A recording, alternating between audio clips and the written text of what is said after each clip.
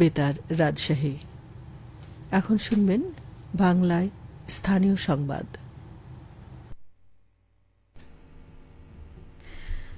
আসসালামু আলাইকুম। বাংলাদেশ বেতার রাজশাহী স্থানীয় সংবাদ পড়ছি উমাইয়া সিদ্দিকা নিশা। রাজশাহী প্রকৌশল ও প্রযুক্তি বিশ্ববিদ্যালয়ের গবেষণা ও সম্প্রসারণ দপ্তরের আওতাধীন journal of engineering and applied সায়েন্সের এডিটোরিয়াল বোর্ডের ৭ম সভা অনুষ্ঠিত হয়েছে। আজ রুয়েটের প্রশাসন ভবনের সভাকক্ষে আয়োজিত সভায় সভাপতিত্ব করেন উপাচার্য অধ্যাপক ড এস এম আব্দুর রাজ্জাক। সভা সঞ্চালনা করেন গবেষণা ও সম্প্রসারণ দপ্তরের পরিচালক অধ্যাপক ড আব্দুল খালেক। সভায় ১৬টি গবেষণাপত্রের অনুমোদনের বিষয়ে অবহিত করা হয়। এছাড়াও রুয়েটে গবেষকদের চলমান গবেষণাপত্রের পরিধি ও বিস্তার নিয়ে বিস্তারিত আলোচনা করা হয়। পাবনা বিজ্ঞান ও প্রযুক্তি বিশ্ববিদ্যালয়ে আগামী ২৭ ও ২৮ জুন ২ দিনব্যাপী international conference on emerging frontiers in advance science and technologies অনুষ্ঠিত হবে।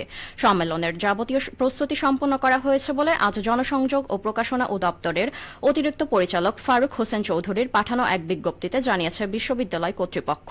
এতে জানানো হয়েছে, হাইব্রিড পদ্ধতিতে আয়োজিত ২ দিনব্যাপী সম্মেলনে বাংলাদেশ সহ ১৭টি দেশের গবেষক, বিজ্ঞানী, শিক্ষাবিদ, পেশাজীবী, তরুণ গবেষক, শিক্ষক ও শিক্ষার্থীরা অংশগ্রহণ করবেন। ৩৯টি সেশনে ৩০৮টি গবেষণাপত্র উপস্থাপন করা হবে। ২৭ জুন সম্মেলনের উদ্বোধনী অনুষ্ঠানে প্রধান অতিথি থাকবেন প্রধানমন্ত্রীর যুব কর্মসংস্থান বিষয়ক বিশেষ সহকারী সাইদ বিন আবদুল্লাহ।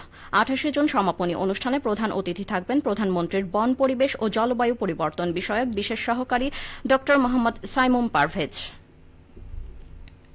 সিরাজগঞ্জের উল্লাপাড়ায় উপজেলা আইন শৃঙ্খলা কমিটির মাসিক সভা অনুষ্ঠিত হয়েছে। আজ উপজেলা পরিষদ অডিটোরিয়ামে সভাটি অনুষ্ঠিত হয়। সভায় সভাপতিত্ব করেন উপজেলা নির্বাহী কর্মকর্তা মোহাম্মদ রায়হানুল ইসলাম। তিনি বলেন, উল্লাপাড়া উপজেলার বিভিন্ন শিক্ষা প্রতিষ্ঠান ও আবাসিক হলগুলোর সামনে বখাটেদের উৎপাদের বিষয়টি গুরুত্ব সহকারে বিবেচনায় নিয়ে দমনে আইন শৃঙ্খলা বাহিনীর সদস্যদের সহযোগিতা করতে হবে সচেতন মহলের। পাশাপাশি মাদক ও খেলাধুলা কেন্দ্রিক জুয়া বন্ধে অভিযান জোরদার করতে হবে। সভায় সহকারী কমিশনার ভূমি শারমিন আক্তার রিমা, উল্লাপাড়া মডেল থানার অফিসার ইনচার্জ মুক্তারুজ্জামান সহ বিভিন্ন দপ্তরের কর্মকর্তা, রাজনৈতিক দলের নেতৃবৃন্দ ও জনপ্রতিনিধিরা উপস্থিত ছিলেন। নওগাঁর সাপাহার সীমান্ত দিয়ে নারী, পুরুষ ও শিশুসহ ৯ জনকে বাংলাদেশে পুশিনের চেষ্টা করেছে ভারতের সীমান্তরক্ষী বাহিনী। তবে বিজিবির তাৎক্ষণিক তৎপরতায় তারা বাংলাদেশে প্রবেশ করতে পারেনি। বর্তমানে ওই ব্যক্তিরা দুই দেশের সীমান্তের শূন্যরেখায় অবস্থান করছেন। আজ ভোর ৪টার দিকে উপজেলার আদাতলা সীমান্তের ২৪৪ সীমান্ত পিলার এলাকায় এ ঘটনা ঘটে। নওগাঁ ব্যাটালিয়ন থেকে পাঠানো এক সংবাদ বিজ্ঞপ্তিতে জানানো হয়, ভারতের ২৯ বিএসএফ ব্যাটালিয়নের এলেনপুর ক্যাম্পের সদস্যরা ৯ জন ব্যক্তিকে বাংলাদেশের দিকে ঠেলে পাঠানোর চেষ্টা করে। বিষয়টি জানতে পেরে আদাতলা বিওপির একটি টহল দল দ্রুত ঘটনাস্থলে পৌঁছে তাদের শনাক্ত করে এবং বাংলাদেশের অভ্যন্তরে প্রবেশে বাধা দেয়। ওই ৯ জনের মধ্যে ৩ জন পুরুষ, ৩ জন নারী ও ৩ জন শিশু রয়েছে। নওগাঁ ব্যাটালিয়নের অধিনায়ক লেফটেন্যান্ট কর্নেল মোহাম্মদ আরিফুল ইসলাম মাসুম জানান, ঘটনার পর সীমান্ত এলাকায় টহল জোরদার করা হয়েছে। অবৈধভাবে কাউকে বাংলাদেশে প্রবেশ করতে দেওয়া হবে না। নওগাঁর পত্নীতলা শুল্ক গুদামে আটককৃত ধ্বংসযোগ্য বিভিন্ন মালামাল ধ্বংস করা হয়েছে। আজ সকালে নজিপুর পৌরসভার অধীনে বাদপুইয়ার জনবসতিহীন একটি স্থানে আটককৃত মালামাল ধ্বংস করা হয়।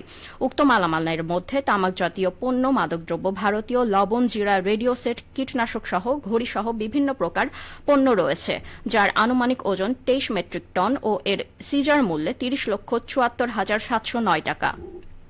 এ সময় সহকারী কমিশনার ও সদস্য সচিব, কাস্টমস, এক্সাইজ ও ভ্যাট বিভাগ নওগাঁ গৌরব কুমার দাস, উপজেলা নির্বাহী অফিসার রিফাত আরা, জেলা প্রশাসক প্রতিনিধি মোহাম্মদ রবিউল ইসলাম সহ বিভিন্ন দপ্তরের কর্মকর্তাগণ উপস্থিত ছিলেন। রাজশাহীতে গত ১০ বছরে আলু উৎপাদন বৃদ্ধি পেয়েছে ৯০,৯৮৫ মেট্রিক টন। রাজশাহী জেলা কৃষি সম্প্রসারণ অধিদপ্তর হতে দেয়া ২০১৫ থেকে ২০২৫ সাল পর্যন্ত প্রতিবেদনে এই তথ্য জানা গেছে। কৃষি অফিসের সহযোগিতা ও পরামর্শ সহ উন্নত জাতের বীজ সরবরাহের ফলে রাজশাহীর জমিতে আলুর উৎপাদন বৃদ্ধি পেয়েছে। রাজশাহী জেলা কৃষি সম্প্রসারণ অধিদপ্তরের উপপরিচালক মোহাম্মদ নাসির উদ্দিন জানান, আলুর উন্নত জাতের বীজ, সার ও কীটনাশক সহ প্রয়োজনীয় পরামর্শ প্রদান করা হচ্ছে। সর্বোপরি কৃষকদের উদ্বুদ্ধ করার ফলে এই অঞ্চলে আলুর উৎপাদন বৃদ্ধি করা সম্ভব হয়েছে। সবশেষে আবহাওয়া। আজ দুপুর 2টায় রাজশাহীতে তাপমাত্রা ছিল 35.6 ডিগ্রি সেলসিয়াস। এ সময় বাতাসে আপেক্ষিক আর্দ্রতার পরিমাণ ছিল 56%। রাজশাহী ও পার্শ্ববর্তী এলাকায় আজ সূর্যাস্ত সন্ধে 6টা 57 মিনিটে। সংবাদ শেষ হলো। আমাদের পরবর্তী সংবাদ বিকেল 4টা 5 মিনিটে।